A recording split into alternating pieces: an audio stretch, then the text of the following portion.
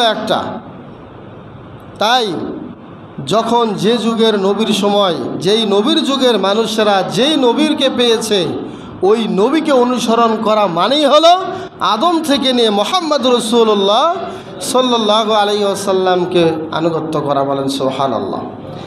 আমরা শেষ নবীর উম্মত, আমরা এই নবীকে অনুকরণ করি। তার মানে এই নয় যে অন্য কোনো নবী আমাদের স্নেহের যোগ্য, আমাদের শ্রদ্ধার যোগ্য নয় বা শ্রদ্ধার পাত্র নয়, আমরা তাদেরকে মানি না, এরকম কিছু বলা যাবে? সমস্ত নবী রাসূলের প্রতি আমাদেরকে কি রাখতে হবে? ঈমান রাখতে হবে, বিশ্বাস রাখতে হবে। আমরা আমাদের শেষ নবীর উম্মত, তাই বলে এই নয় আগের নবীরা বাদ। নাউজুবিল্লাহি মিন যালিক।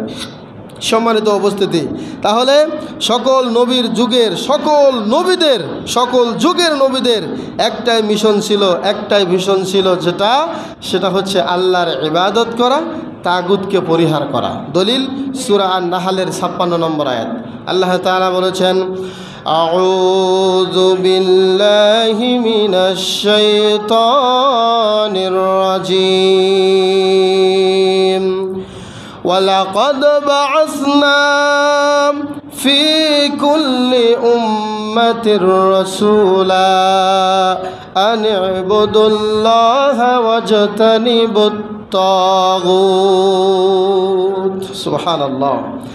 আল্লাহ তাআলা বললেন, وَلَقَدْ بَعَثْنَا فِي كُلِّ أُمَّةٍ رَسُولًا।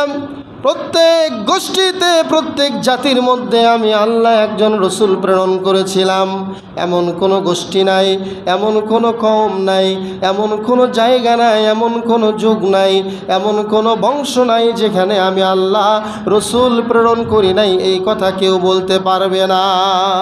সুবহানাল্লাহ। প্রত্যেক জাতির নিকটে আমি আল্লাহ তাআলা রসুল প্রেরণ করেছিলাম। লক্ষ্য উদ্দেশ্য ছিল একটা কারণেই নবী রাসূল প্রেরণ করেছি।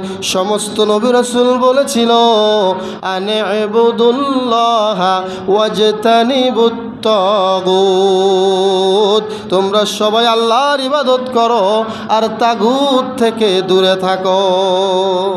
সুবহানাল্লাহ। সকল নবী রাসূল কি বলেছিল? আল্লাহর ইবাদত করো, তাগুতকে পরিহার করো।